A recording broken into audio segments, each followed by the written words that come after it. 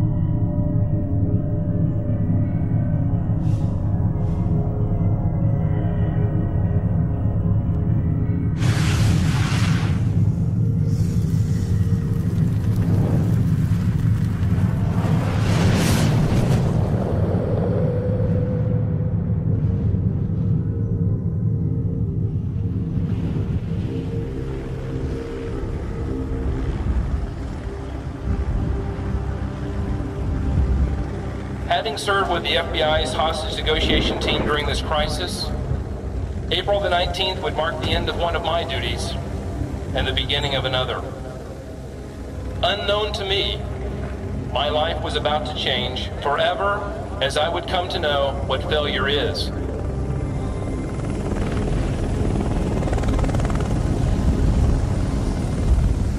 Today I saw the gates of hell. I saw the gates of hell.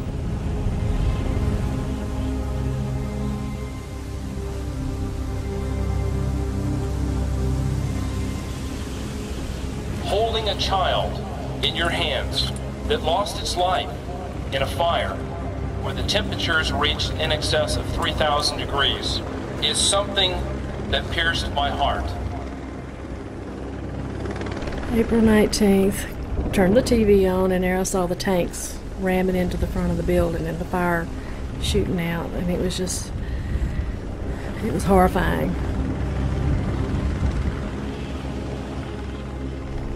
Mommy, he says, you know, they told us about that fire. He says, they said my daddy and my brothers and my sisters are gone.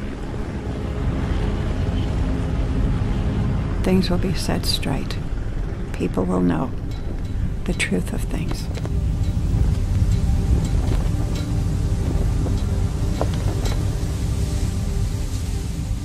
Today, 2 subcommittees undertake historic joint hearings on executive branch conduct that led up to the events at Waco, Texas in 1993. In human terms, these hearings are about a tragic loss of life. 4 brave young law enforcement officers lost their lives on February 28, 1993. A planned raid went badly and off course. These 4 agents, dedicated and proud, deserve our full respect. They did not choose to die, but like many others in law enforcement community, they chose to serve. But this is a complex event. On April 19, 1993, after a 51-day siege, other decisions led to the use of so-called CS gas, and a fire broke out. The fire rapidly consumed the entire Davidian compound, killing all 22 innocent children and more than 60 adults. The truth behind that part of the tragedy is also important, and is the obligation of those who have responsibility for oversight to pursue the truth relentlessly. The Branch Davidians were a Seventh-day Adventist, or a sect of Seventh-day Adventists. They were an offshoot, developed first in California under the leadership of Victor Houteff. He moved to Waco in 1934-35, founded a community called Mount Carmel. His followers, in turn, moved to the location we know in the early 60s. If you once get to know these people, they're different from you and me. they're more religious than you and me. They know the Bible better than you and me. They lived apart from the rest of us. They lived in a manner different than the rest of us. They had different marriage customs and different property practices than the rest of us have. And they had a religion that was absolutely incomprehensible to most Christians.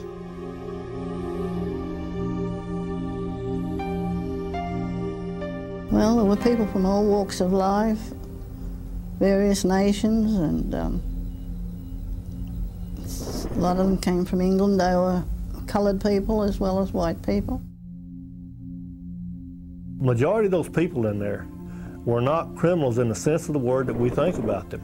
They were truly believing people. So I believe 99% of those people, their sole purpose was the attainment of eternal life, which is, after all, what I believe all of us that, you know, at least that are Christians and believe in. The Branch Davidians believe, first of all, that as the remnants of the true faith, they would be attacked by a hostile army representing an apostate government, Babylon they called it, and that it was their religious duty to defend the faith. In 1992, the Bureau of Alcohol, Tobacco, and Firearms began an investigation into David Koresh for the possession of illegal firearms. They formed a dynamic entry plan to secure the premises and seize illegal weapons with approximately 100 federal agents and 3 helicopters, which would ultimately cost the lives of 4 ATF agents and 6 Branch Davidians. On February 28, 1993, at approximately 9:40 a.m., ATF agents, while attempting to execute a warrant, were met with heavy gunfire by a group of individuals occupying a compound approximately 10 miles northeast of Waco, Texas. The group is identified as the Branch Davidian.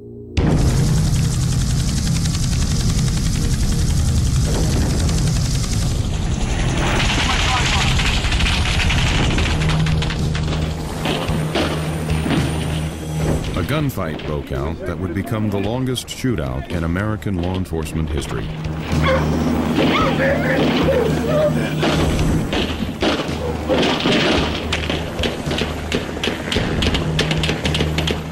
According to the ATF, their men pull up to Mount Carmel, piled out of their cattle trailers, went running towards the door, guns pointed, shouting, "Police, search warrant, lay down." According to them, David was standing at the front door unarmed, and he shut the door when they started running towards him. And the next thing the ATF knew, it says, it was receiving gunfire from inside of Mount Carmel, in particular from behind that front door. He knew law enforcement was coming, and he was so diabolical that he laid an ambush. David Koresh expresses this. He says in this tape that he went out on his porch. He said, "Stop, there's women and children in here," and a shot rang out and hit the door to the right. That door, he says, kicked. I went running down the hall and found Perry Jones laying in the hall, screaming that he'd been shot. Perry Jones was in his 60s. He was unarmed, as was David Koresh.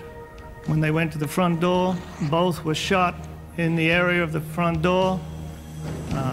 David was shot in the wrist. Perry Jones was shot in the stomach.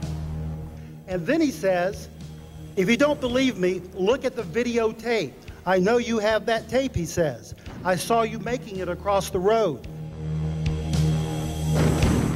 According to the agency, there were 3 or 4 video cameras pointed at the front door. Could tell you everything that happened at the front door of that building that day. They claim they can't find a single one of them. Every one of those videotapes vanished. In addition to the missing videotape, the ATF's on-scene activity logs also disappeared. I'm sorry, sir, you mentioned that notes were torn out of the surveillance log. I was just wondering, how does that happen? I don't know, sir. I had never heard that before. My dad's name is Perry Jones. He was an unarmed man. And you guys just shot through the door and killed him. Thanks a lot.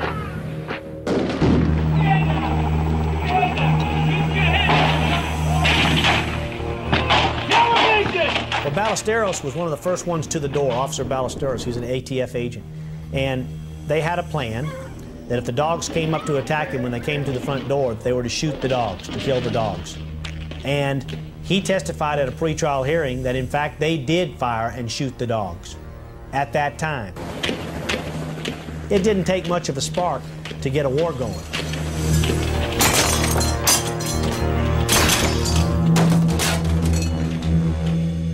I remember gun shooting through the windows.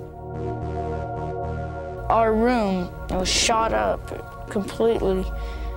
I did my best at getting the kids under the bed.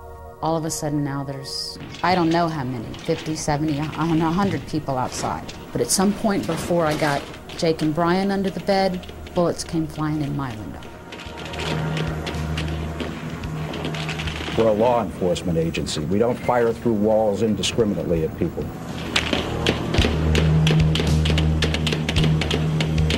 I greatly feared that they would come in, they would open that door, and even though I didn't have a gun, it wouldn't matter, that they would shoot me and the kids.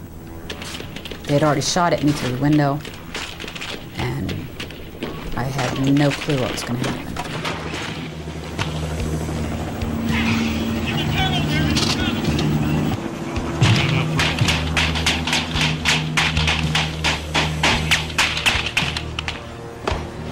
The government tried to say that they could put a gun in everybody's hand at the beginning and during the raid, and that's not true.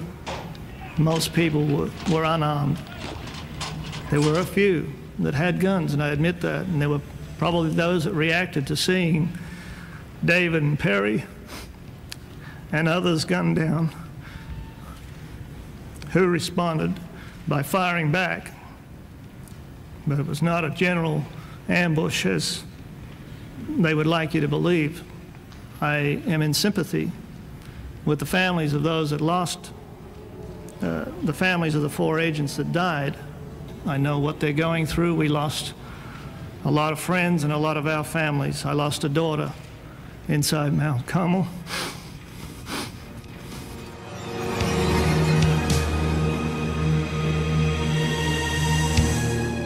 After about 2 hours, they had a real truce.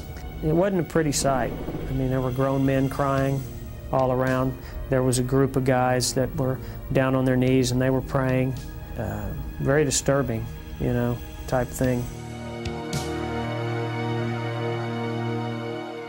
I don't think the deaths on either side were justified, as well as those wounded. Judy Snyder was shot while nursing her baby through the chest. Get my battery, John. Get my battery behind the bus.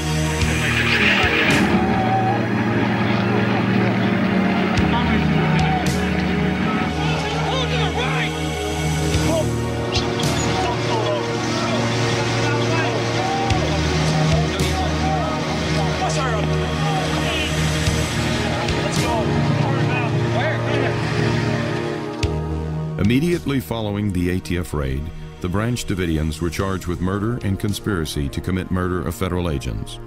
A year later, the jury found all the Branch Davidians not guilty of both charges, but some were convicted of lesser offenses.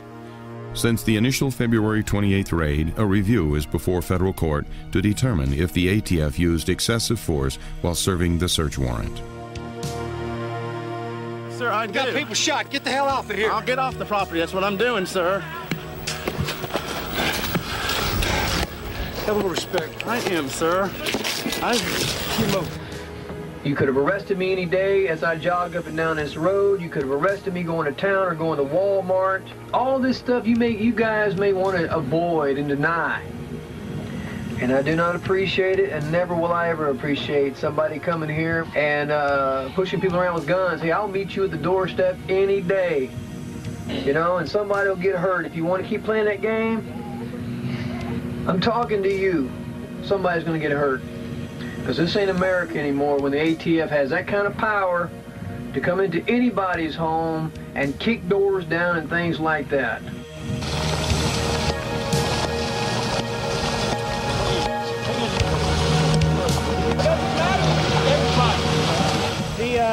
Federal agents said they are headed back to the house, so this thing is not over by a long shot, and the only way that this is going to end is for all of the people inside to die or to surrender, Brad.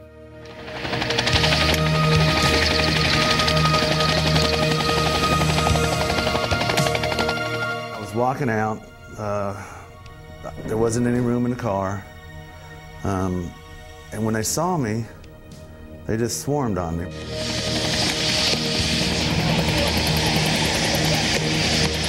Get that camera out of here! Get out of here! Get that shit out of here! Out there! Get out of here! Go! I need help! I am! Go! Get the fuck out of here!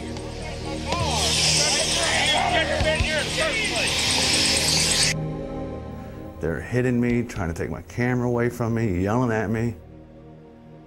And after all this went down, the Secret Service asked me if I wanted to prosecute the agents. And I said no. I said, I understand them. And I was their first vent valve.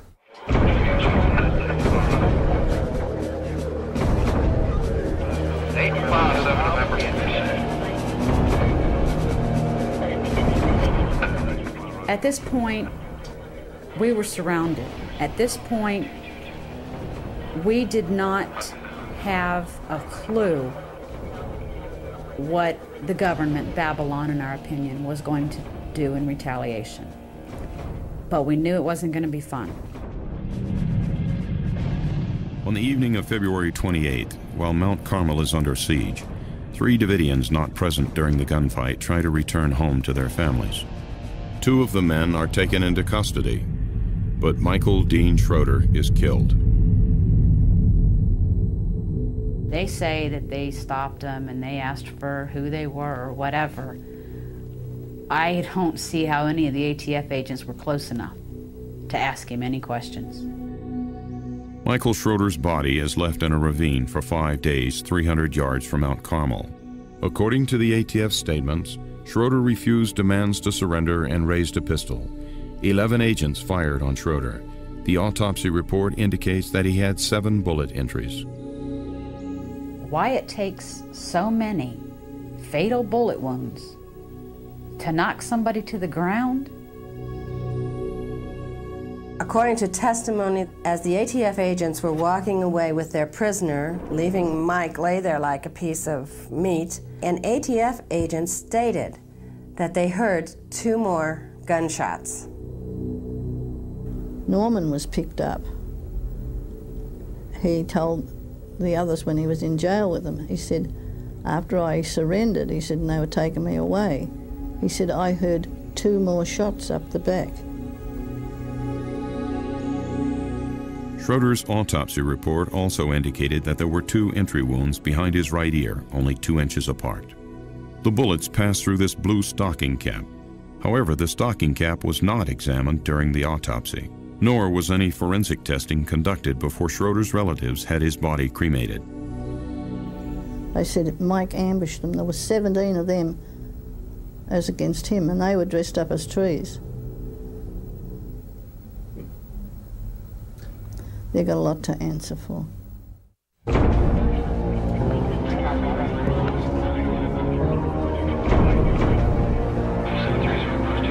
After the initial raid happened on February 28th, we got several phone calls in from the ATF that said if they saw any movement inside the building, hands in front of the windows, if people were standing in front of the windows, that they felt that it was a threatening situation and that they would shoot us. On March the 1st, the FBI begins negotiations with the Davidians. Heavy military equipment is brought in and a stalemate begins that will last 51 days. Several adults and children leave Mount Carmel and are transferred to ATF custody. The children are turned over to Texas Social Services. We have 21 children that have been released to our care thus far.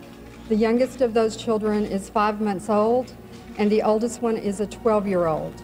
The children appear to be smart and well-educated, very sharp children. They seem to have been very well cared for.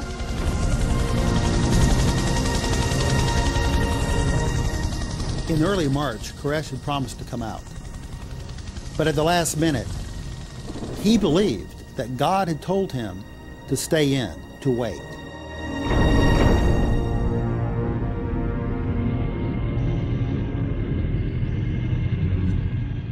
During the siege, David Koresh believed that the Nahum prophecy was being fulfilled, and which we believe, spiritually speaking, it's talking about the one world order. David Koresh believed that he was going to be the one that initiates the downfall of this one or new world order, the fall of Babylon the Great, by sacrificing himself and this denomination. The description of Nineveh in the book of Nahum, David likened to the description of this country, being old, stagnant in its ways. And the battle that takes place talks about these chariots and shields being bloodied and what's not. He likened that battle to what took place on February 28.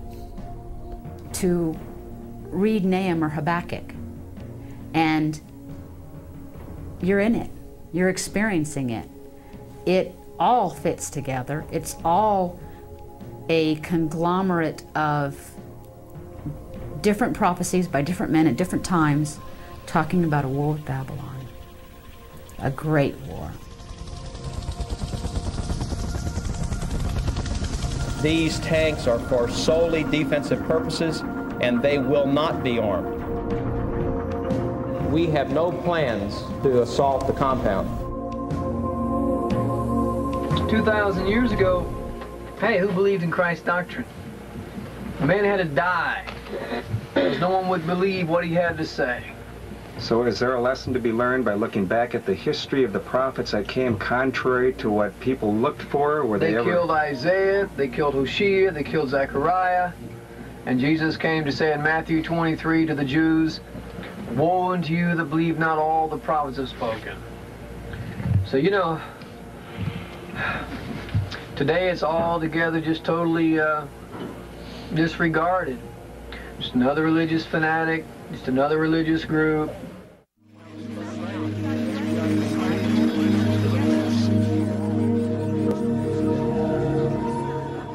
Ever since the rise of television, there's been a merger of news and entertainment. Monster stories and fairy stories are good, simple entertainment. And here you have media from all over the world is flown in and expected by their home offices all around the world to produce a story every day. I mean, the government could have just issued a press release every day and the media would have read it word for word over the air. Just, I mean, that's how, you know, desperate it was.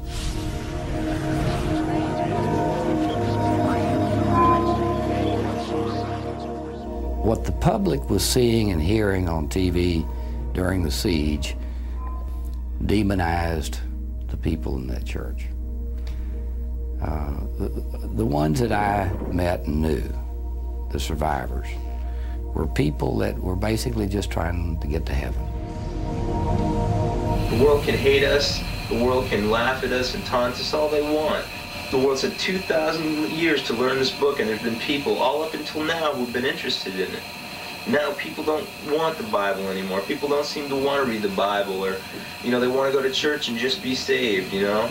And that's great if that's how faith works, but if God has a will, and it is written in that book, His Spirit's written in the book through all the prophets, then there's a knowledge He wants us to know. And the knowledge is here and it's being revealed, and that's all I can say. By March 24th, 25 children under the age of 15 and approximately 54 adults remain inside the church compound as Steve Schneider negotiates with the FBI. Let's reflect on this for a minute. Why were they there in the first instance? A good question. They were there to serve and execute an arrest and search warrant. They never said anything, not by a bullhorn, not by a knock at the door, not by any reason. Not by any reason. Even before they got, just about the time they got to the porch is when David opened the door and poked his head out What we want to do and what we will do when the time is right is we will process the crime scene there. You know that. We know that. That wouldn't be so bad. The biggest issue that I've raised with you, Dick, is not that you would be here even, or that the Texas Rangers, but I am adamant about this part that the ATF is playing. The ones that came to this place, and when I've heard on the press conference the outright lies, and to think that that agency would be involved in any aspect of this from here on out blows my mind that that would even be allowed in America. Well, Steve, let's face it. There are some things that we will deal with when the time is right. No. You start dealing with it now so we can come out. I mean, that's one of the biggest reasons I have not been able to hurdle talking to the people, getting them to come out, Dick. Okay, Steve, why don't you and your family come out and then you handle these issues, okay? Why don't we do that? How am I going to handle them when I'll be shackled for hands and feet and throwing the key will be thrown away? Who's going to hear me? They're after blood. Come on, Dick.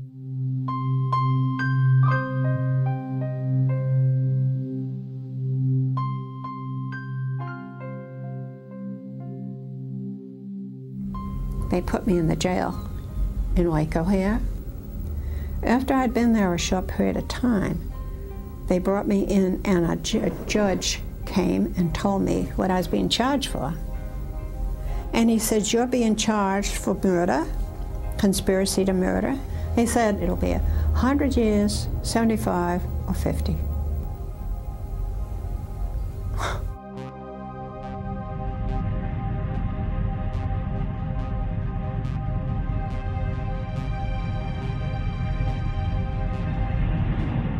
They were assuring us that we would be cared for in a professional manner. Then you turn around and you've got people that are flipping you the finger over top of the tanks. They're dropping their drawers and baring their butts. And these are the type of people that you're supposed to go out to. I said I had heard that you guys had wrote on some of the windows there at Mount Carmel that we see you, David, etc. And I asked the agent, was this true? And he said, yeah, it's true.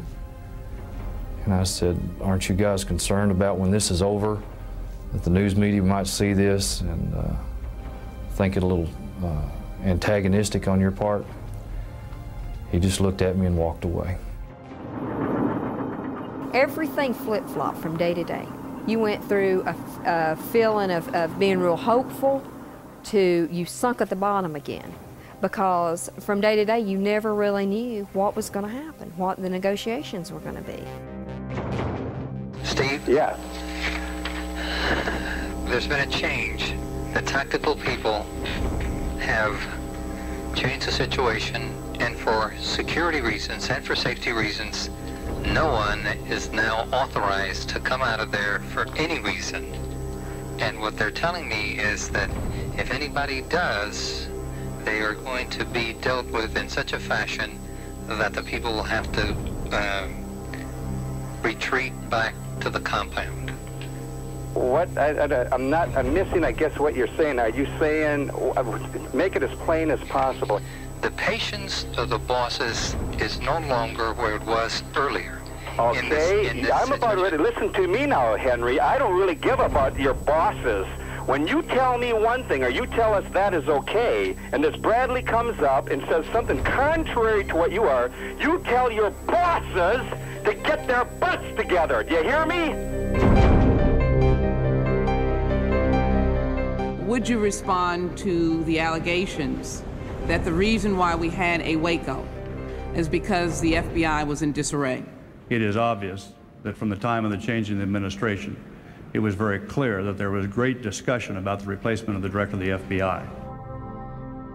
In a March 11th letter to President Clinton, Acting Attorney General Stuart Gerson recommends that the president rely on other FBI leadership to resolve Waco and dismiss Director Sessions. Chief among those mentioned in Gerson's letter is Assistant Director Floyd Clark. This situation created a competitive environment for the directorship of the FBI in the midst of a major crisis. I know this is a very political thing, and I agree that with your observation that it could be that the FBI was impaired in its ability. Certainly I was impaired in my ability. FBI Director William Sessions attempted to fly to Waco during the siege to conduct face-to-face negotiations with David Koresh, but he was impeded by government officials in Washington, D.C. The reason Bill Sessions never came to Waco during the siege was that the Justice Department refused to let him board his plane. Everybody knows that I had contact directly from people associated with Mr. Koresh about the possibility of my going down and negotiating with them, coming in down there. Now, some people played that as ridiculous and ridiculed it, or as grandstanding, but it's indicative of what I felt and continue to feel. You can't discard any possibility that you can resolve that kind of circumstance when you can take and apply that negotiating capability. The Justice Department wouldn't allow an FBI director to go and negotiate directly with a so-called terrorist who they felt had killed a number of federal agents, more or less in cold blood, and try to defuse a serious situation that ended up in a calamity and a great embarrassment for the FBI and even greater embarrassment for law enforcement in general. And it was all politics. They were not about to see this standoff in Waco negotiated again because it was an opportunity for Floyd Clark and company to show that they were the FBI capable of handling a standoff and coming out winning in this kind of an incident with military kind of tactics. It was a paramilitary organization.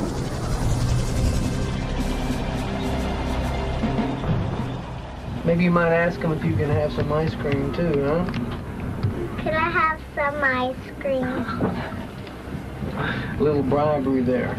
You know, right now you're considered a big terrorist, you know, and you can demand some important things like an ice cream or something, you know. Maybe they might adhere to you. By late March, the FBI has cut off electricity to the compound and is preparing a series of military tactics to force a resolution. A direct quote from the transcript where it is said by a negotiator to Mr. Koresh, "We had a very good dialogue last night. The electricity will not go off tonight because we have had a good dialogue this evening." As a negotiator to Mr. Koresh. A half an hour later, no, I'm sorry, it's a negotiator to Mr. Steve Schneider. A half an hour later, the lights are turned off and left off permanently. The electricity is shut off. Why? I can't answer the why, but I can tell you that the negotiation team was disappointed in that decision.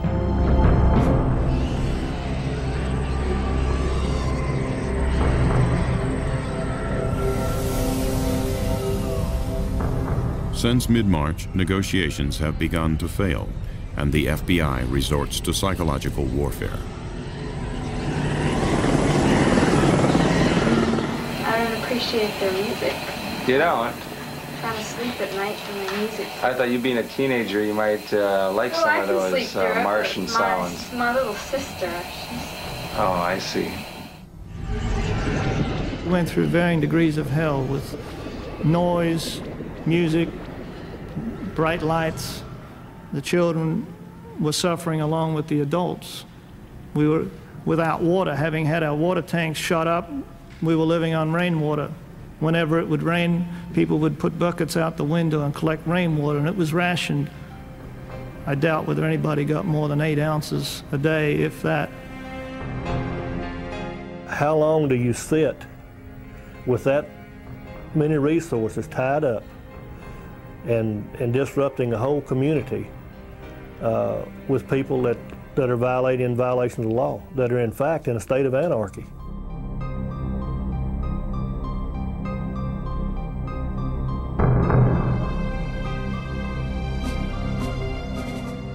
I can remember looking out the south side of the building.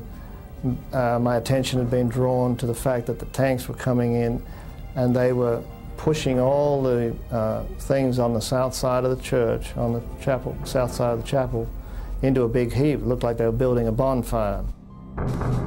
We know from the evidence that the tactical element of the FBI was eager to put a quick end to this standoff. The irony of the situation is that the tactical people are actually precipitating the crises of the 19th. They tell me the commanders want more, and I'm telling them they're wrecking everything that we're doing, and it's getting 10 times worse. And the more they threaten these people, the more they'll lay down right on the floor, and they can run the tanks over them. I mean, that becomes the attitude. Steve Snyder, in a telephone call during the standoff to his sister Sue, refers to the prophecies in the book of Nahum, chapter 2. We're talking about the Bible and all the prophecies. But I know. Look at, when you get off the phone, you look at the book of Nahum. Yeah. The chariots with flaming torches are tanks. That's what Nahum saw in the final days. They're surrounded us. It's the first time in the history of the United States that the government has used tanks against its own people, Sue. It's stupid, I know it. Well, I had been talking to the negotiators myself, and I would tell them things that I thought would help.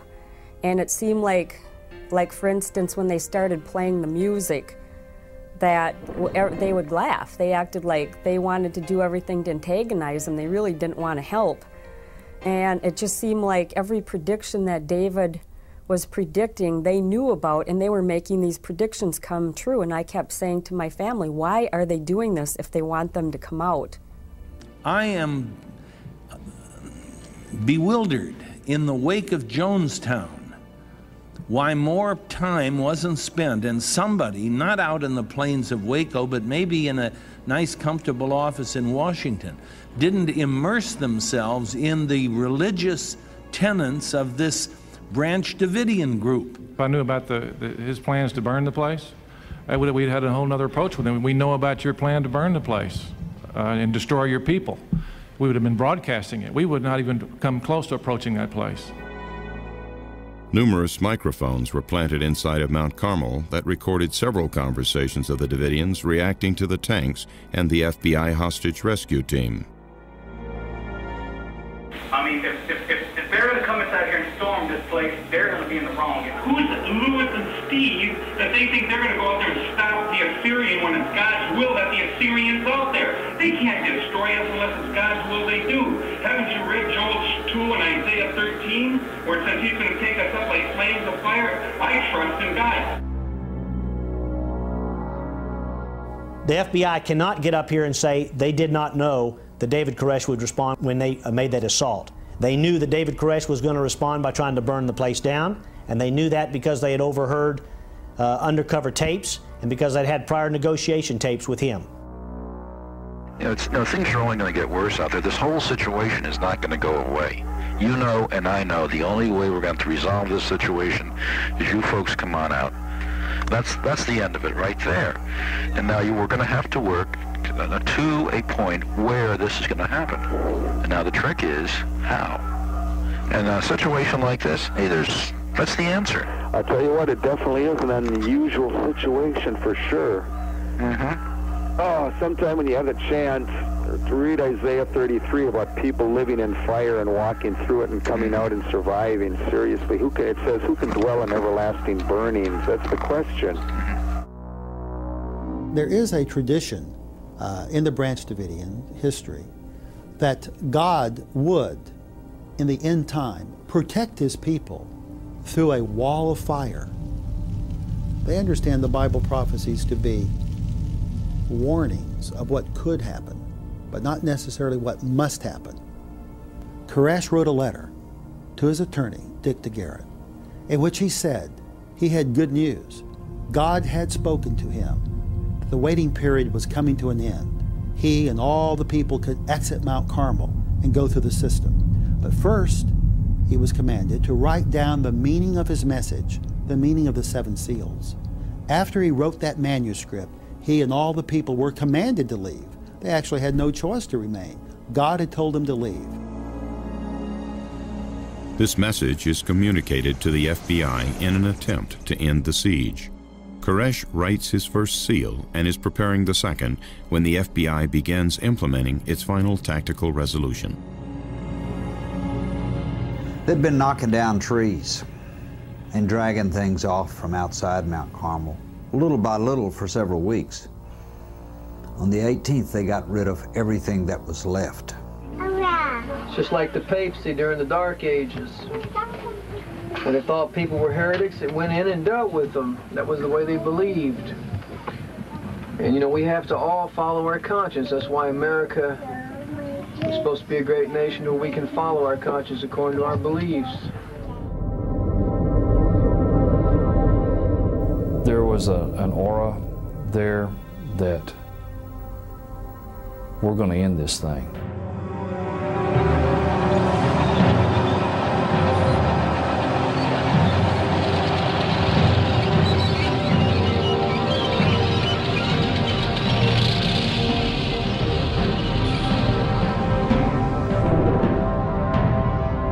Individuals inside the Branch Davidian compound. We are in the process of placing tear gas into the building. This is not an assault. This is not an assault.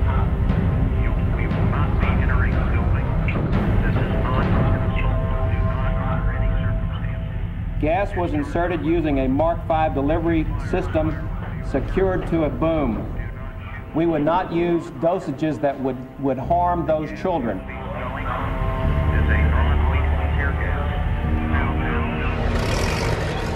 The FBI's position on this from day one was to be very deliberate, very careful, and not to do anything that would be provocative, that would cause some reaction.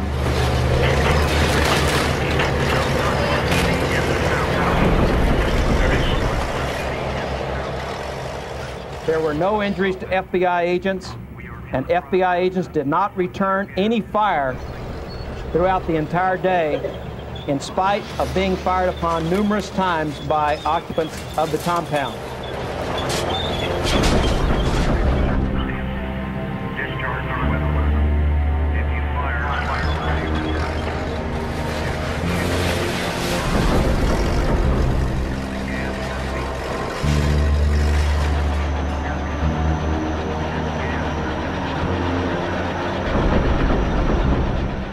The plan was for this to continue for 48 hours, but there was a catch to the plan. If the tanks took fire from the Davidians, they were then allowed to escalate the plan. According to the official briefing given to Attorney General Janet Reno by the FBI on April the 12th, the assault plan called for demolition of the building and permission to shoot streams of automatic weapons fire into the building to support an armored vehicle's approach. And we told them what was going to happen. This tank's going to come up, it's going to insert gas. We're not entering the compound. We're not fulfilling this prophecy. Don't presume that.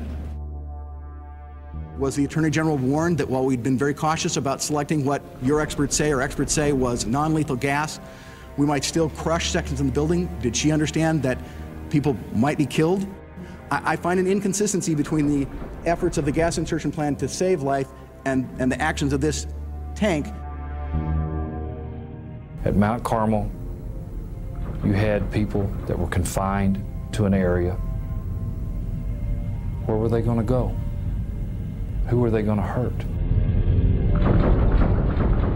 They ran out of gas canisters, I think about 10 o'clock in the morning. Everything they'd planned for 48 hours was gone by then, and they were flying in more from Houston. The CS gas used at Mount Carmel was more potent than normal tear gas. CS gas would induce nausea, vomiting, and disorientation. As the FBI tanks demolished the building, the gas was dispersed from high-pressure bottles mounted on the boom of the combat engineering vehicles. Any indication about danger or harm to those children, the rule was back off. One of the first locations gassed by the FBI is the buried school bus, the entryway to an underground storm shelter.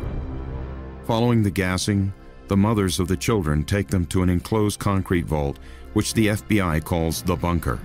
The FBI gasses the bunker for 2 hours.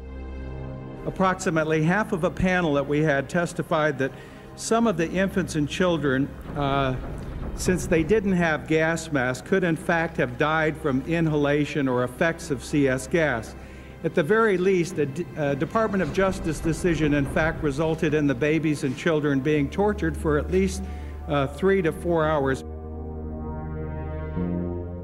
I'd been told that earlier in the morning, that the filters wouldn't last long. When it did block up, I'd taken my mask off only to find my face burning and stinging. It was like you had acid all over you. Some of them were trying to wipe it off with minimal amounts of their drinking water on, perhaps a rag or whatever, only to find that it made it worse. So as I say, what the children were going through, only God knows. I saw grown men, adults, crying because of the sensation of the gas. As I say, we were fortunate in as much as we were not in an enclosed environment like the children were, being sprayed point blank and not having any ventilation. We are now at what we believe is the next logical juncture of putting sufficient pressure on them to cause them to come out. We saw a hole that a tank had made in the south wall of the chapel, and we were kind of standing right just inside of that. There was a heap of rubble, sheetrock, and 2x4s that the tank had pushed in. We were standing just a little back from the hole, trying to decide whether if we went out we would be shot, and as we were standing there, others were kind of coming in behind us. Next thing I knew, I kind of turned, was looking out the hole again, and all this smoke came down the outside of the building and got sucked in the hole where we were, and the whole place turned pitch black. That was the first indication that I recall of any evidence of fire.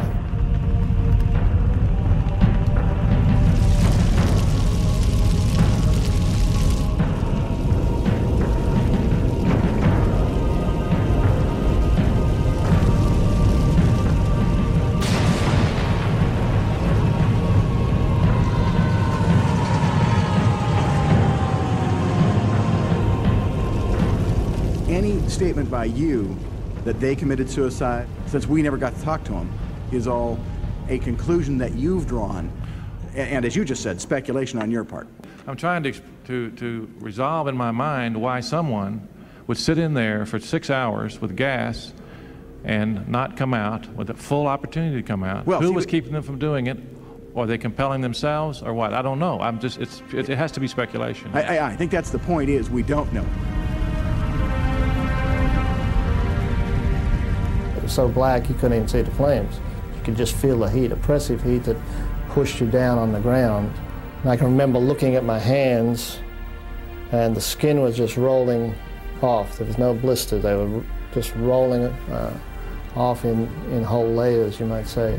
And I looked back over my shoulder and I was just horrified at the fact that I'd just come through a mass of flames.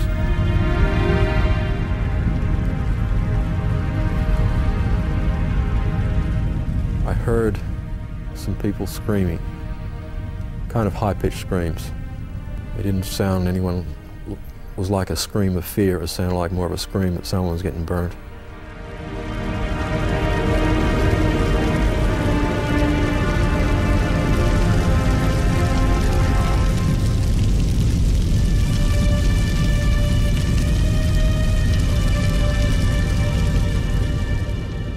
We were hoping that the women in that compound would grab their children and flee out.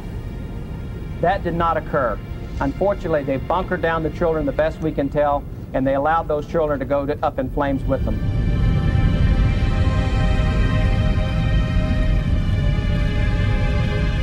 David Koresh, Steve Schneider, 52 other adults, 25 children, and 2 trauma-born infants perish in the April 19th fire.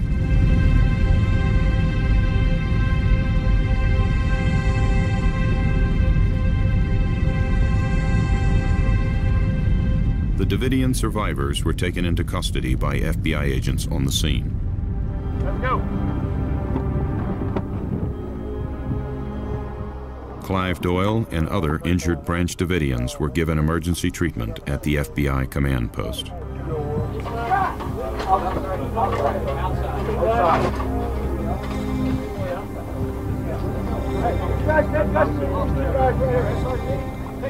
Guys right now. The uninjured Davidians were transferred to the custody of the ATF and booked into the county jail.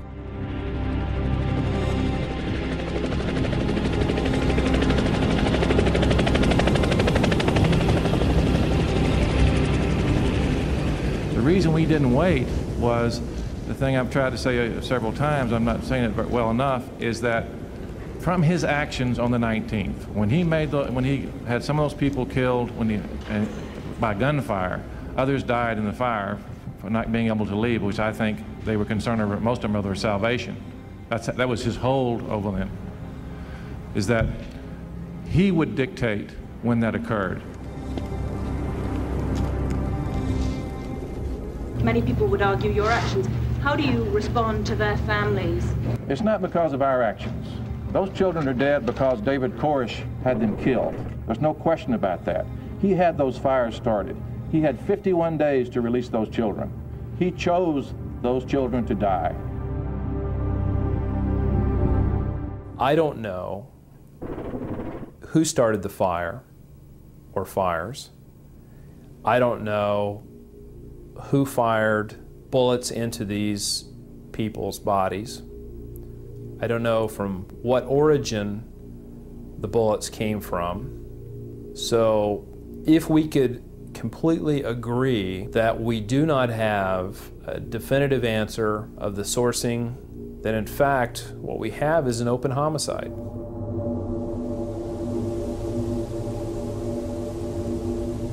Is there anything that we've missed that we should go after in the remaining 2 days? Yes, sir. I think we've missed some of the questions as to, as I mentioned earlier, why items of evidence have disappeared, why the crime scene was destroyed before it could be evaluated. These areas, especially the evidence disappearing. I mean, you have, in essence, a crime scene that was so seriously flawed through ignorance or through an air of an elite mentality, or in fact, there was a conscious decision made to not collect evidence for any sort of serious examination other than to try and prove that the Davidians had weaponry and firepower enough to kill federal agents. Some of these bodies exhibited characteristics of perhaps being shot. Did anyone fire from any other location?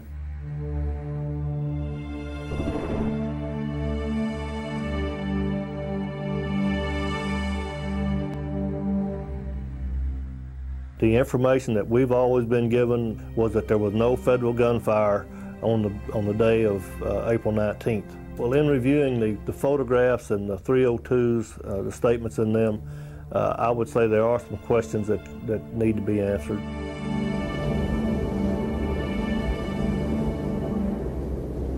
The FBI named the sniper positions Sierra 1, Sierra 2, Sierra 3.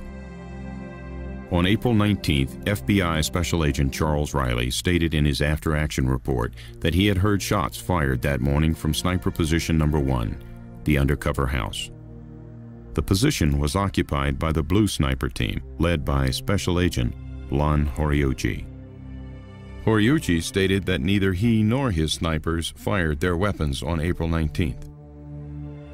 The fact that Agent Horiuchi states in his 302 that the snipers at Sierra 1, which was the undercover house, did not fire, and there is a shell casing, expended shell casing there visible on the floor, would also raise a question.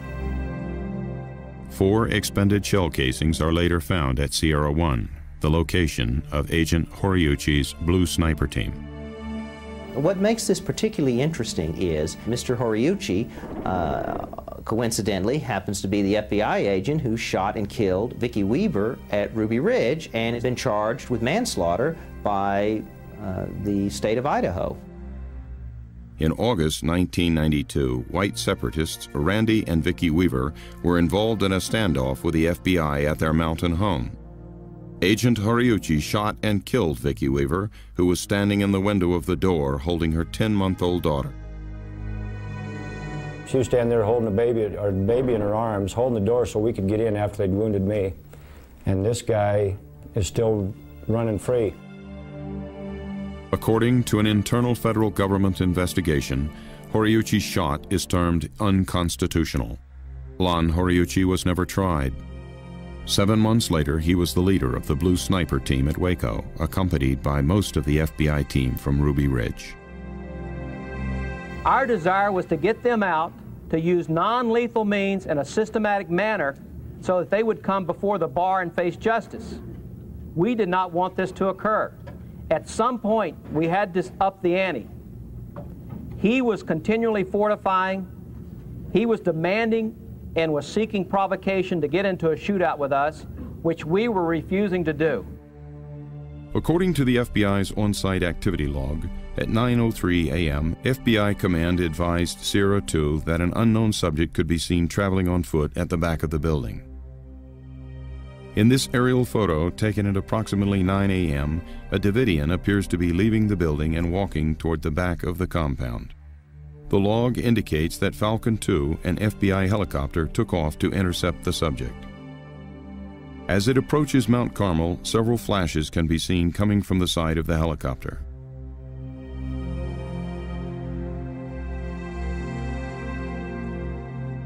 Dr. Edward Allard, a former supervising scientist in video and television imagery at the U.S. government's Night Vision Directorate, examined the helicopter footage and concludes that the flashes are gunfire.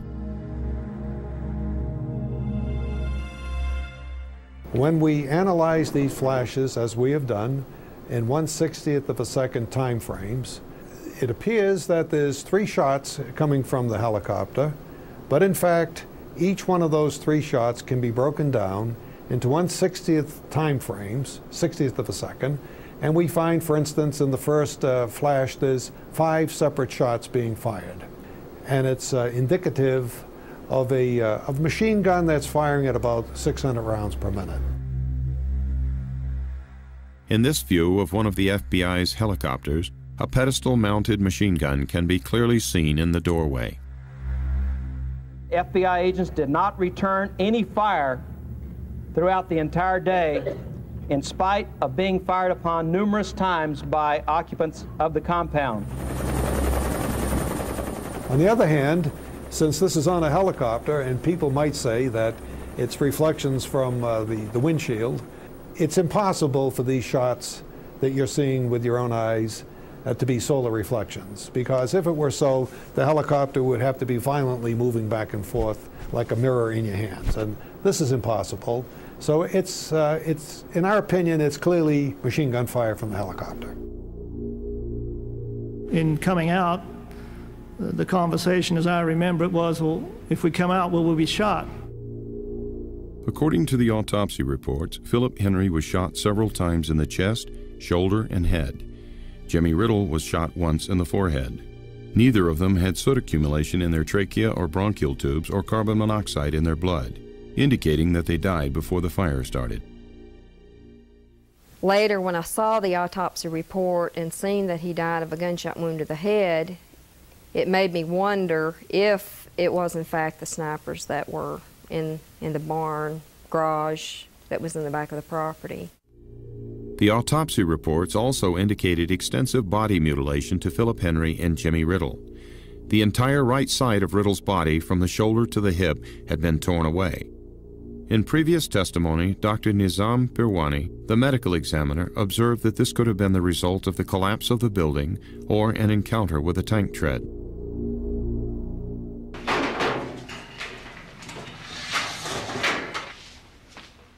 Philip Henry's body was interred during the year following his death. However, a new autopsy was requested by Jimmy Riddle's relatives to settle the circumstances surrounding the missing portion of Riddle's body and the gunshot wound to his head. Dr. Ron Grazier, the forensic pathologist who conducted the examination, concluded in his findings that the damage to Riddle's skeletal remains is consistent with a tank having torn the body apart.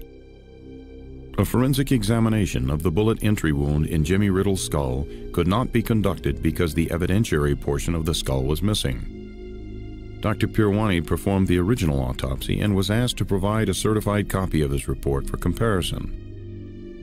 According to Riddle's relatives, the local Texas authorities and U.S. Marshals refused to allow Dr. Pirwani to turn over the documents. We got to Dr. Pirwani's office trying to get the information on my brother, Jimmy Riddle. Dr. Pirwani told me that he didn't know why they kept trying to keep the information from us. He didn't know what they were hiding, and that he had the information, but he was ordered by the U.S. Marshals and the JPs not to release any information to me. While Americans were watching events unfold at the front of the building, the FBI's infrared video shows what took place at the rear of the structure. What a FLIR really does is it takes invisible radiation, which is called infrared radiation, and it converts it into visual radiation, you might say, that we can see with the eye. What we have here is a tank infantry type of an operation. As the tank moves forward, two men have dropped out of the escape hatch. They roll over, and as they roll over, they open up with automatic gunfire. We've measured the actual time of the individual flashes, and they occur at a fraction of a second, in some cases a 30th of a second. There is absolutely nothing in nature that can cause thermal flashes to occur in a 30th of a second. Somebody related or who had prepared a film or analyzed a film, representatives of the department and representatives of the FBI went over it in detail and concluded that there was no basis for suggesting that shots had been fired. As the tank crushes the roof of the gymnasium, gunfire can be seen streaming into the dining room from positions in the courtyard. I stopped counting after about 62 individual shots. Interviewed on NBC's Meet the Press on May the 4th, 1997, FBI Director Louis Freeh stated that no shots were fired by any federal agents outside of the compound, and that allegations raised about gunfire seemed to be based on some inferences from infrared flash patterns and heat patterns. I think the overwhelming evidence clearly shows that no shots were fired. It's indicative of sunlight reflecting off something and registering on the flare. It could be a thermal pattern. If it were a thermal pattern, there is nothing that persists from that. Right. So therefore, it is more likely to have been reflected light off of something shiny, in which the sunlight now gives an apparent temperature rise. From the basic physics, it's safe to say that it's impossible for the Waco FLIR to detect any solar reflections of any kind. On our wish list as investigators was taking a harder look at the FLIR. The congressional staff was never able to find or take advantage of a genuine FLIR expert to watch the FLIR video with us and to understand exactly what we were seeing. By comparison, this Department of Defense FLIR video, taken in Somalia in October of 1993 as troops exit a helicopter, shows gunfire similar to the thermal signature on the FLIR videotape at Waco. A former analyst from the U.S. intelligence community, Maurice Cox, tested the FBI's claim, applying the principles of solar geometry.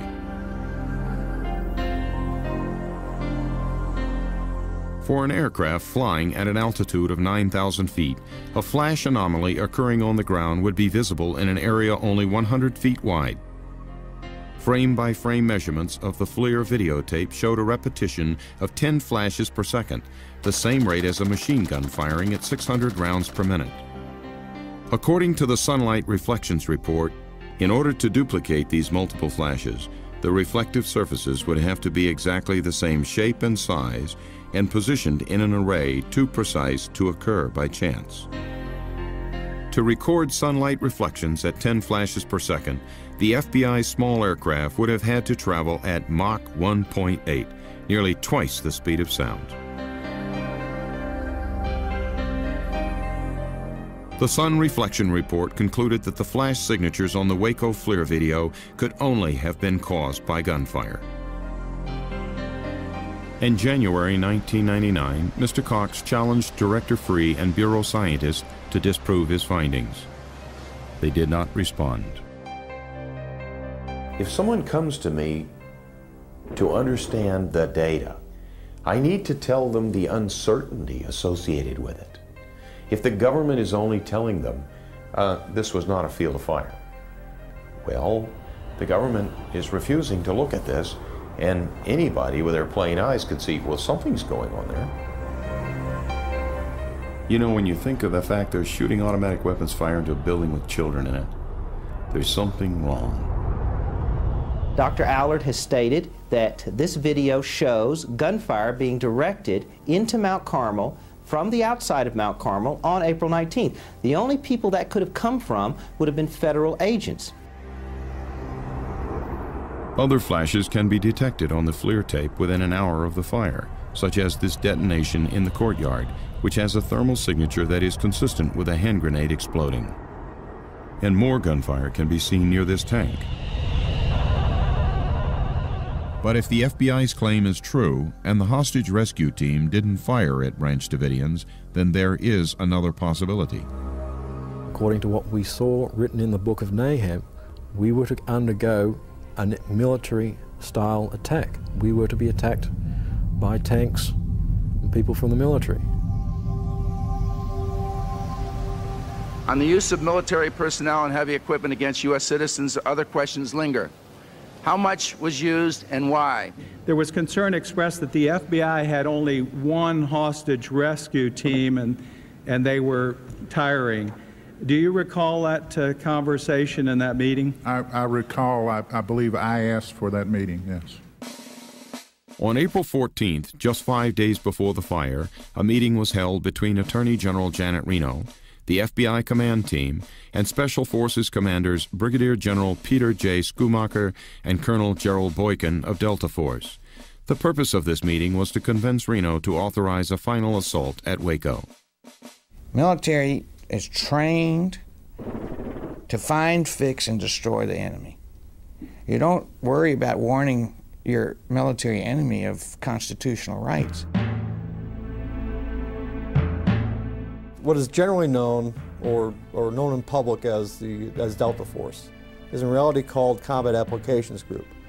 So anybody who asks about Delta will get told with a straight face by the Army that no such organization exists. What organization does exist is Combat Applications Group, and their stated mission is to perform counterterrorism operations overseas in defense of U.S. interests.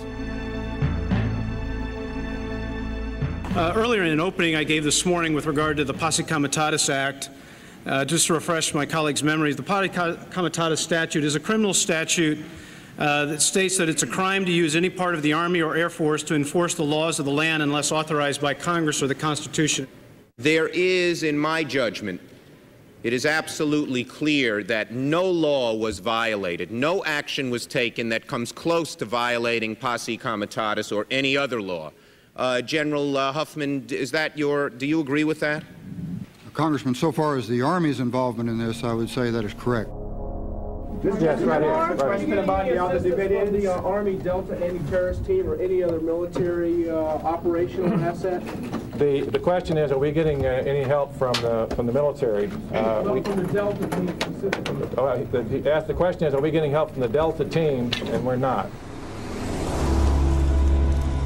In mid-March 1993, I attended a senior executive staff meeting at CIA headquarters, and it involved senior agency management along with the liaison officers from the U.S. military, in particular from Delta Group. The briefing centered on Delta's operations in Waco, Texas.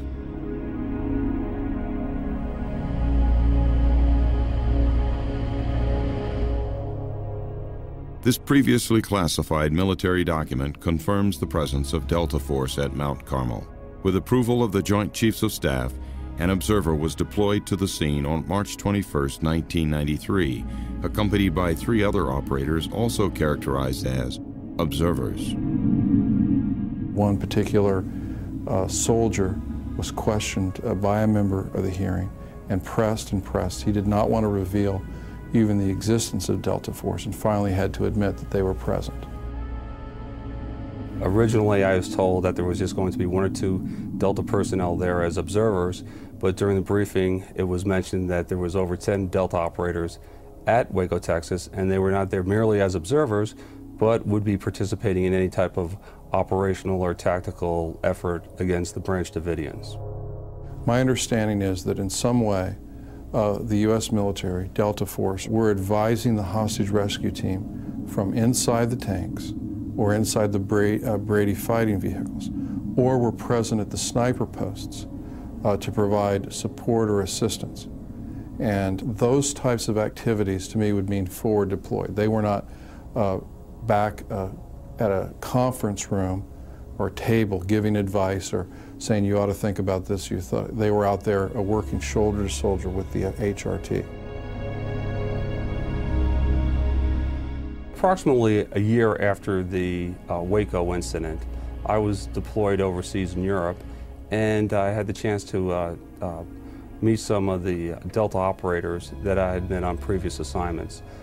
They had told me on several different occasions during my meetings with them in Europe that not only were they forwardly deployed at Waco, Texas, but they were actually involved in a gunfight with the Branch Davidians.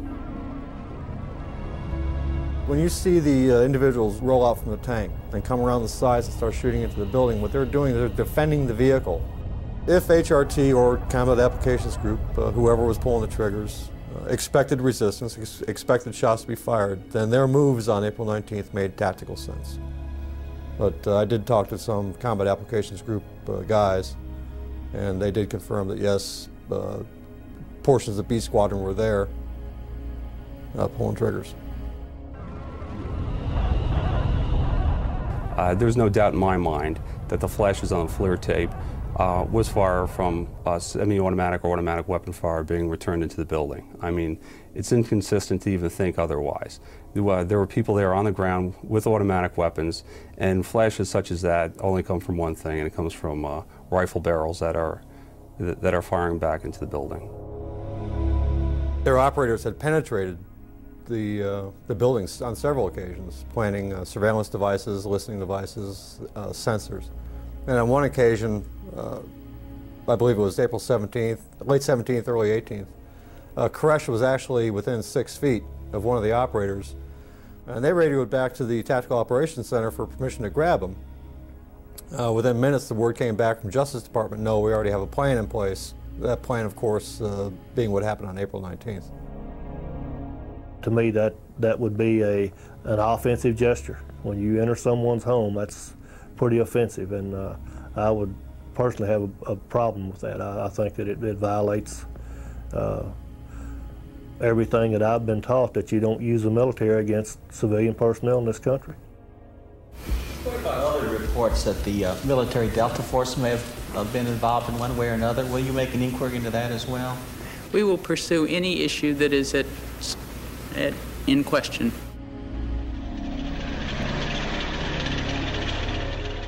I will not let this become a show trial with law enforcement as the defendant.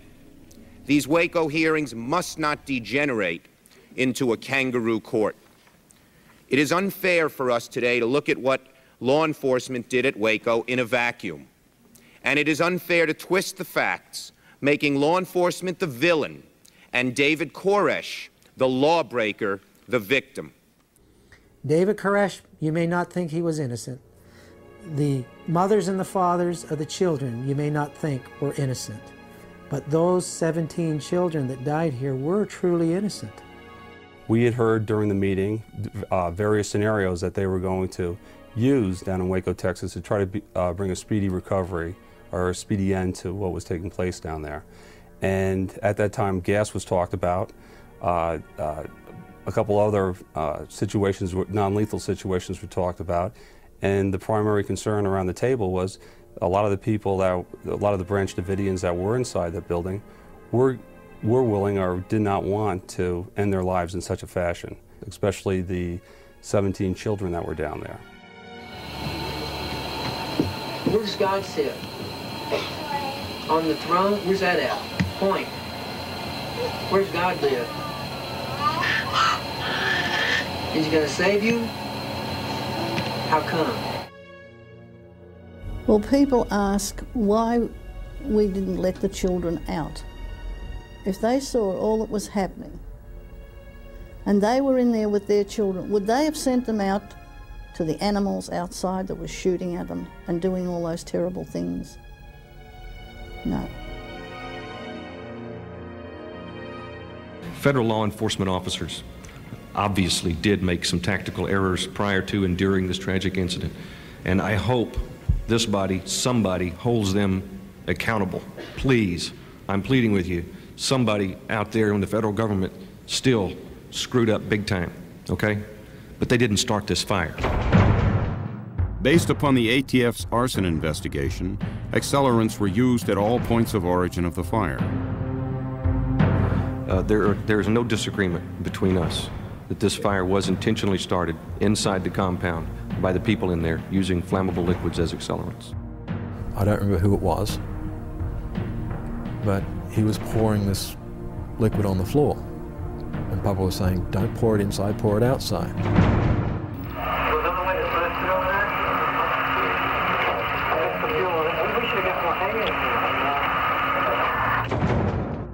It was clear to us from listening to those tapes that the government was going to be able to prove that the Davidians, at least some of the Davidians, had a plan, and that some of the Davidians were aware of this plan. I'm sure that the FBI down there had a lot of fiber optics, audio, and visual equipment installed in the building there.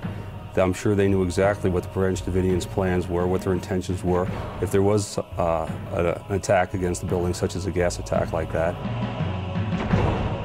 If they believed we were going to try to enter the compound, and the way the overhears sounded, like there was one comment, we're going to wait until they come in before we light this. Why in the world would the FBI make the assault knowing that information? It borderlines on criminal misconduct for the FBI to make that assault when they knew that he was going to respond like that, particularly on the most windy day of the year. The FBI claimed that it never used pyrotechnic CS rounds, munitions capable of starting a fire.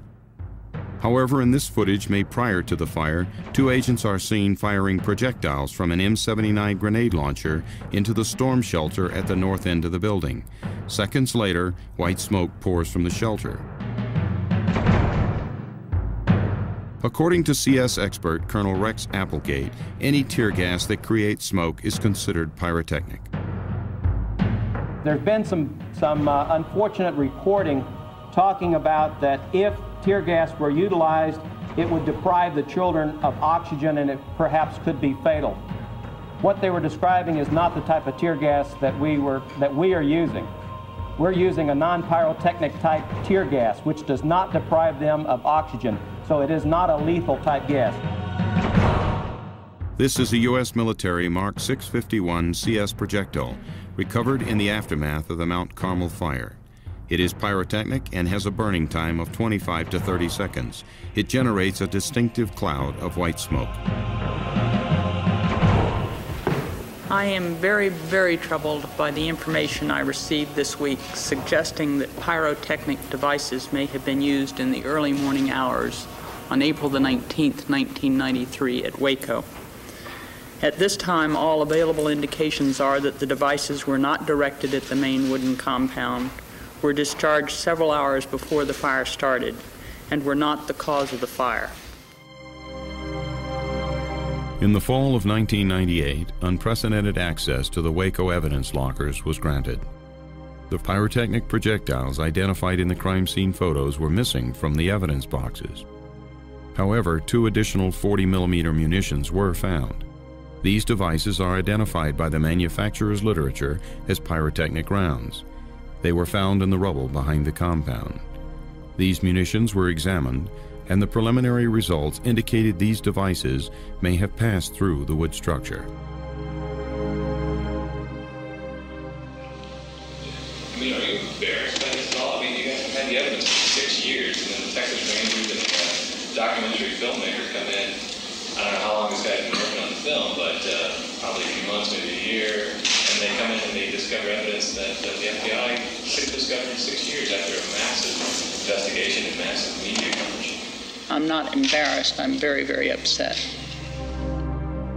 The arson report fails to identify the specific instruments used to ignite the fires or the individuals that might have used those instruments.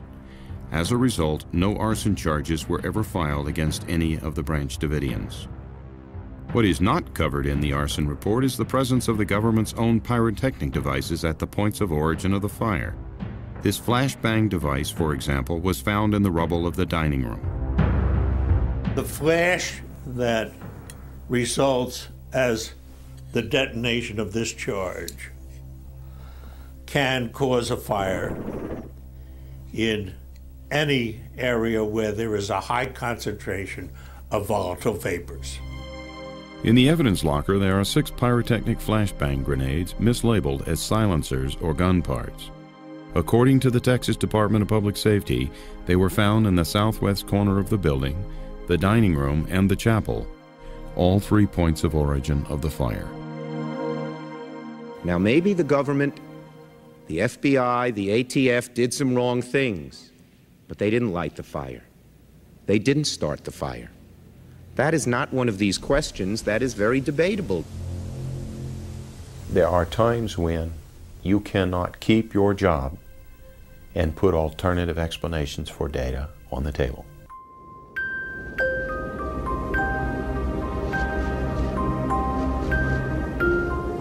Any of us can think about, yeah, we'll stay in a building, burn up. I don't think many people would do it, and I don't understand why they didn't come out.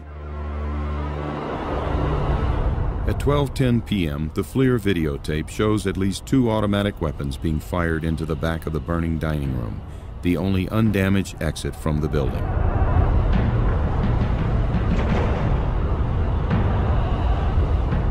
And what we have is we have men firing automatic weapons, and they're firing into the burning building. And like some sort of a cowboy movie, they're retreating down the building and firing as they're retreating. I cannot remember something more sickening that I had to do to witness this. According to the Justice Department report, at least 15 people were found shot to death at this location. The FBI conducted ballistic tests, which the Justice Department later termed inconclusive and rudimentary at best.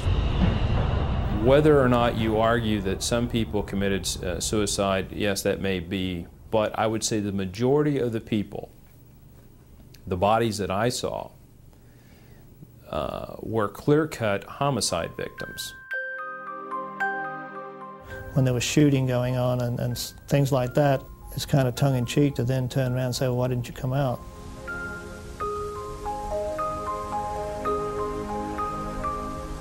As a peace officer, you're trained that killing people and taking someone's life is the absolute last thing that you ever want to do, period.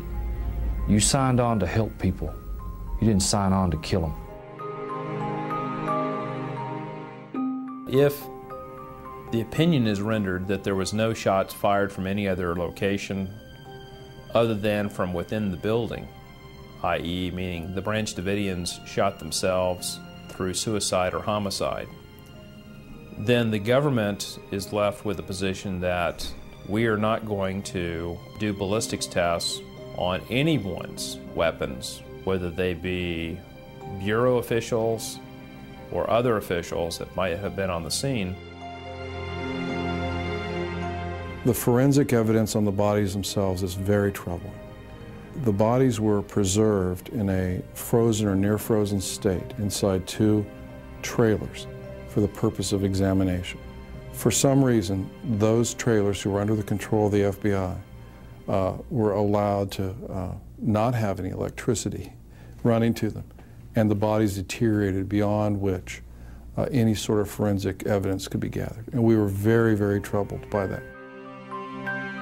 The crime scene was declared a biohazard, and since the FBI predetermined that this was a mass suicide, the crime scene investigators were instructed to sift, wash, and bleach the evidence associated with the bodies, destroying much of its evidentiary value.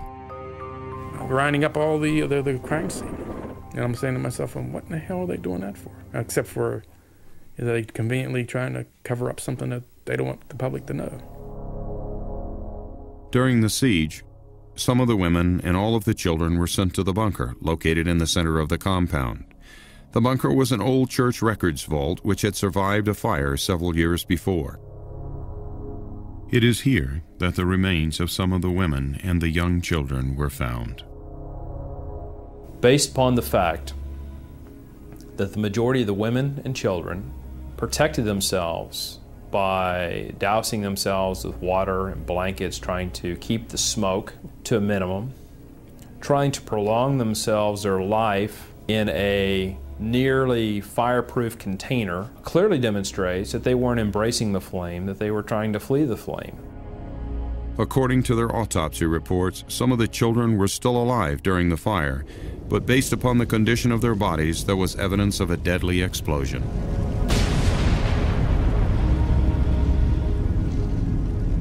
I read that the FBI on foot entered the building, shot the Davidians, and planted an explosive device on top of the church vault that he called it. We referred to it as the bunker because it's a concrete cinder block. That's another theory that could not have possibly happened in this particular incident, referring to that explosion. The explosion happened well after the building was totally destroyed.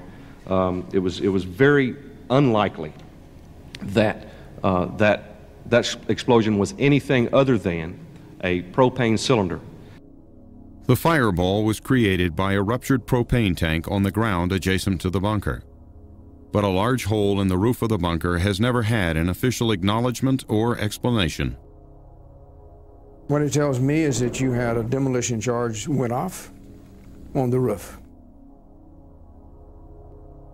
General Ben Parton, a former military explosive expert, testified that there were 2 explosions. This footage shows the detonation of a high explosive device on the bunker, which appears to ignite gas from a ruptured propane tank.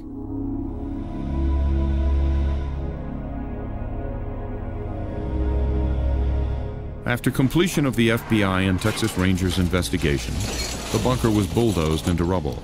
6 years later, in 1999, permission was granted to test the residue from the blast. Strangely, however, that portion of the bunker was not found after a thorough search of the rubble.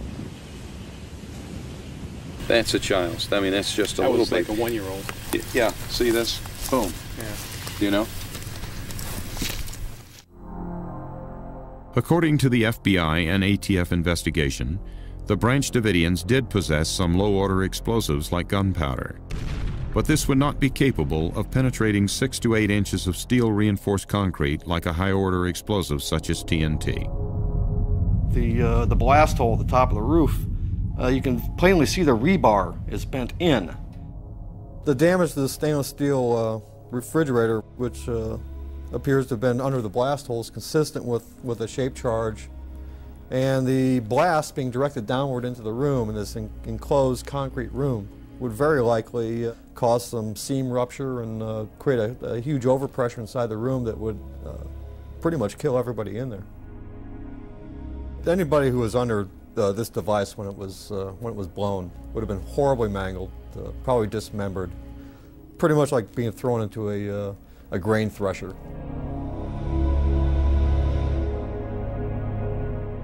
Having examined still photographs and videotapes of the bunker, it was apparent to me that this was caused by a shape charge. But what bothers me is who would have the audacity to use such a charge. Rather than risk your own people going in there and trying to shoot it out with them,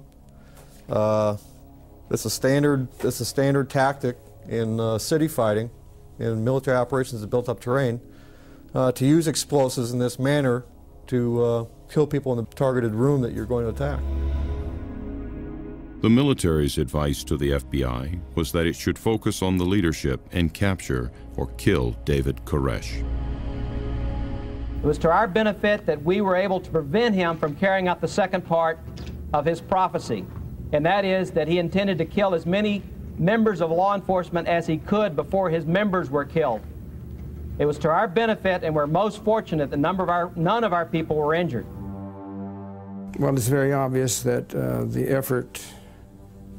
that was demonstrated there assured that there would be no survivors in the church records vault.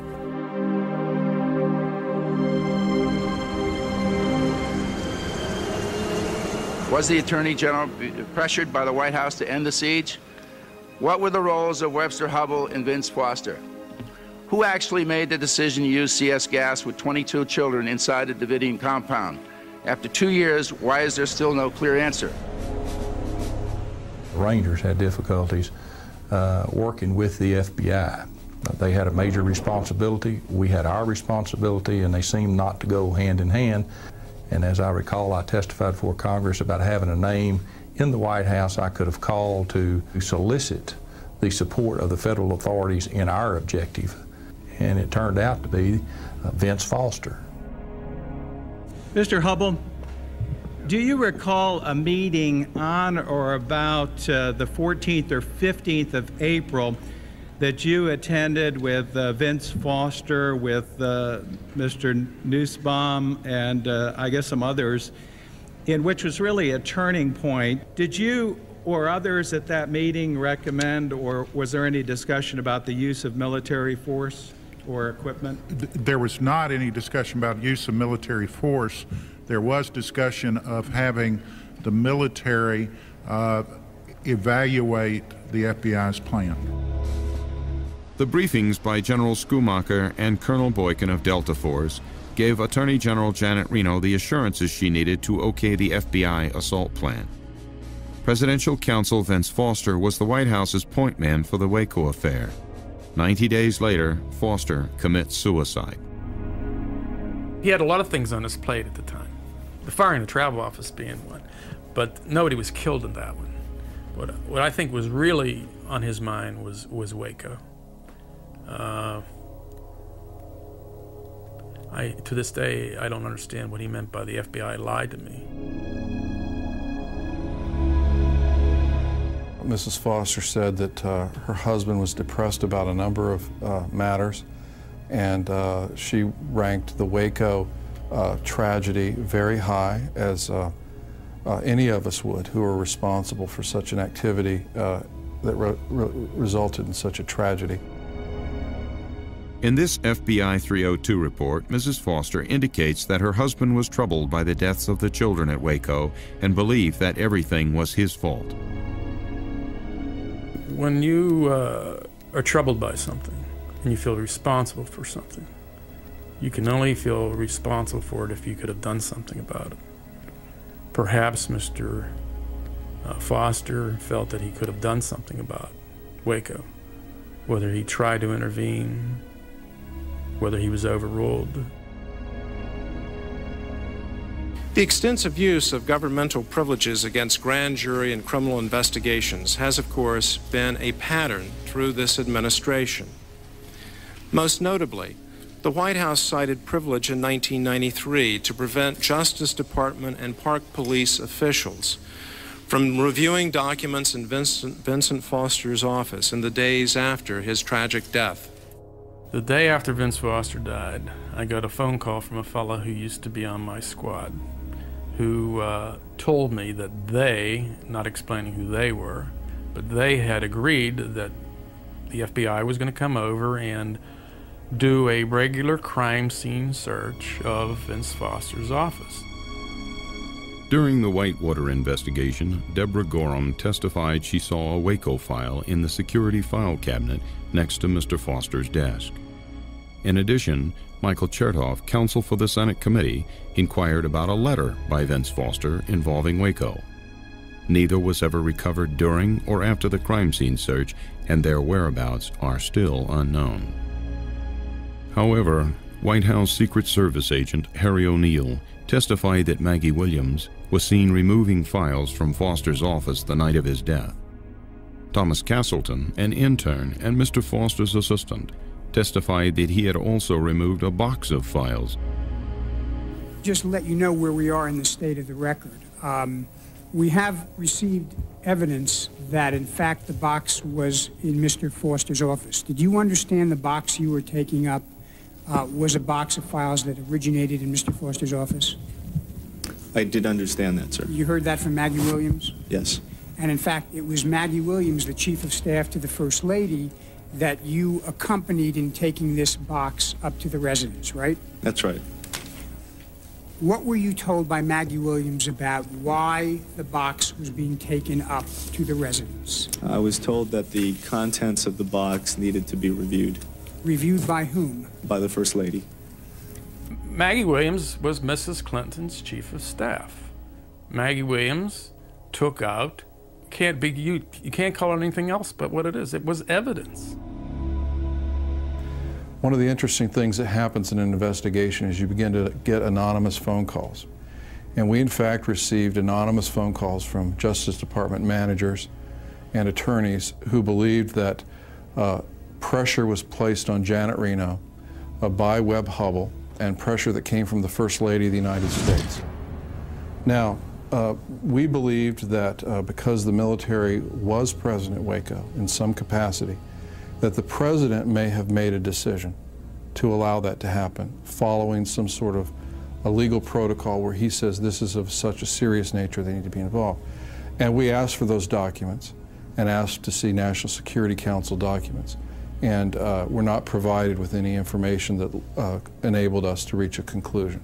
It's a serious allegation that the President interfered with, changed, moved up the decision. And we can't just bandy these things around unless we have some real evidence.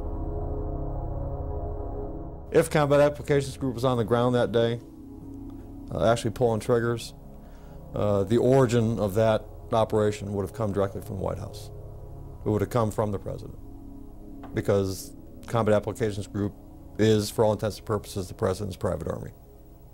It was discussed at the meeting that the senior levels of the Clinton administration had authorized Delta to be deployed to Waco, Texas, and not just 2 or 3 people deployed there, but enough people there to get the job done. As we come to an end, all of us are looking for anything that happened in these hearings after 8 days and nights to indicate not that General Reno had something to do with this, but now the President. Well, after we've exhausted that bit, the only one left that I can think of is the butler. Maybe the butler did it. I am surprised you hadn't tried to subpoena the butler by now.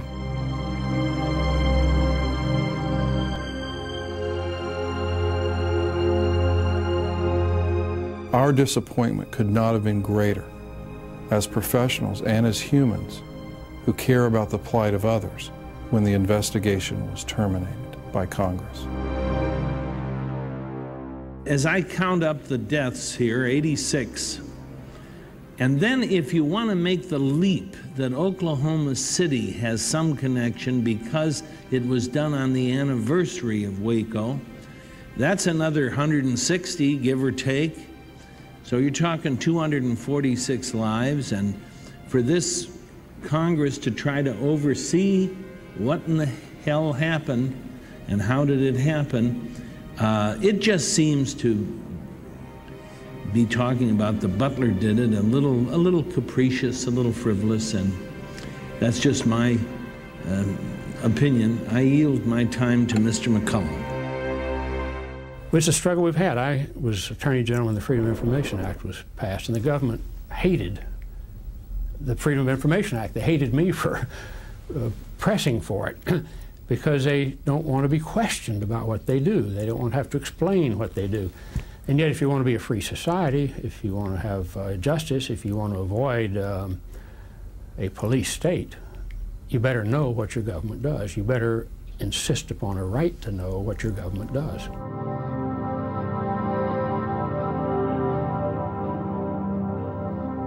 Even though you have a $20 million investigation, you don't have $20 million answers. There's nothing about Waco I feel good about. But imagine seeing small children disarticulated with bullets and debris, and having to pick up their body and their head comes off in your left hand and their body comes apart in your right hand. And, I mean, that leaves a horrible, absolutely indelible, etched in your brain memory of a tragedy.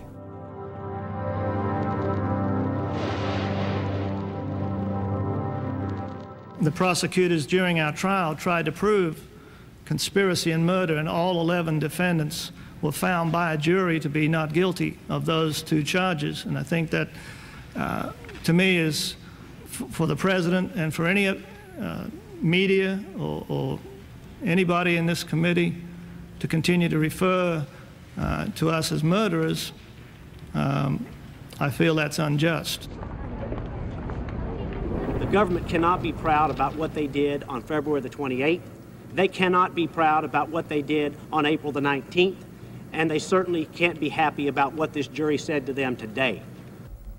We found all of the defendants not guilty of conspiracy to commit murder and of murder. In essence, there was no way we could say that they did not use firearms. I think the jury totally rejected the scary idea that came out in final argument that someone who would study a certain religion by virtue of the way he thinks would be guilty of a conspiracy to murder federal agents. That, I think, is one clear message that came out of this trial. What we came to realize, too late to correct, was that we could not have found them guilty of using firearms without having found them guilty of either conspiracy to murder or murder. Those 2 charges were tied together. When the judge looked at the jury's verdict, he said this finding of guilty to commission of a federal offense is inconsistent. I'll throw it out. But then he changed his mind, and when it came to sentencing, he stood the jury's verdict on its head. He said in his sentencing speech that since they were guilty of using a weapon in the commission of a federal offense, he would find that the federal offense was murder and conspiracy to commit murder. He went further on to say, you murdered not only the ATF agents, but your own co-religionist. Federal sentencing guidelines allowed Judge Smith to choose a sentence of between 5 and 40 years. He gave all but 2 defendants the maximum sentence of 40 years in federal prison. I knew what was going to happen. I knew what the agents were going to say, what they're going to blame myself and others in there for. But, you know, it was just something I had to go through. I'm a school teacher, and it's, you know, a good opportunity for me to get away from the kids and forget all about them for a while and just come and relax for a while. Paul Fatter was not at the initial February 28th shootout with the ATF, but was charged with aiding and abetting and was also given a maximum sentence of 15 years. I don't like being in prison. You know, I don't like this situation. It's a futile experience. I don't understand it. I don't think it's making me a better person, but I believe it's all for a reason. The system had every opportunity to be fair and honest and truthful and treat us properly, and they chose not to. They chose to lie, to deceive, and to cover up, to cover their positions or their retirement or their whatever it may be. And that's something they got to deal with. They got to look at themselves in the mirror every morning and say that, hey, I made decisions that ended up costing a lot of people their lives.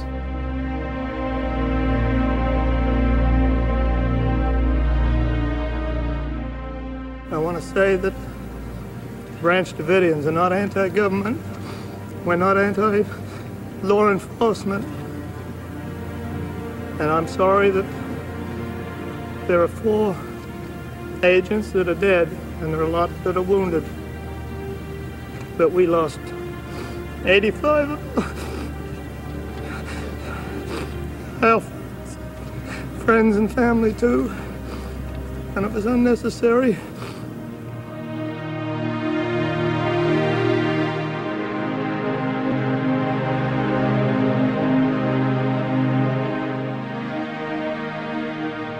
I hear a lot of people saying that, you know, that they hope this will never happen again, what happened to us.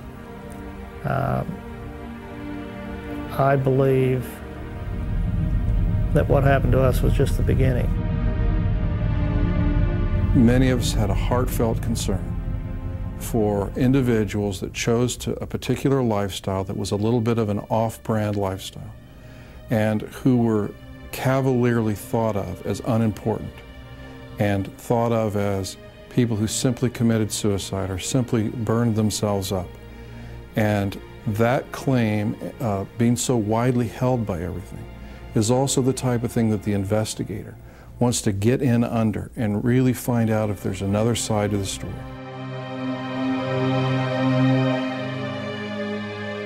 They were my life.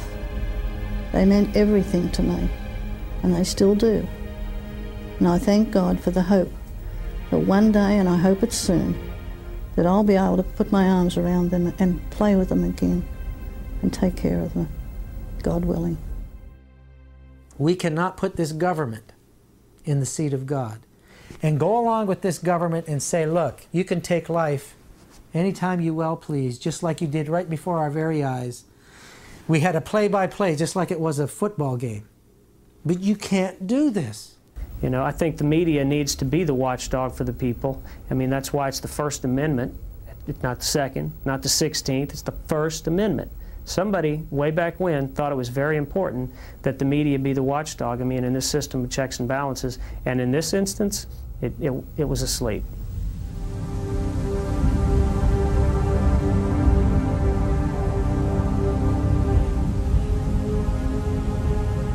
If we choose to learn from our mistakes, it is from admitting our errors that we come closer to understanding how we might prevent tragedies like these from happening in the future. Those who cannot admit their mistakes, well, all we can do is offer our prayers. Our government is an imperfect one, compromised of imperfect people. It can only be as good as we choose to make it. We have come too far to quit or to coast. We must continue to make it better. For we must not allow ourselves to become bitter, only better. Perhaps the greatest lesson to be learned is often the most difficult to remember until it's too late. And that is, life is very precious. It happens in moments, not seconds, not minutes, not hours, but in moments. And let us forgive, but let us never forget as we move from ashes to understanding.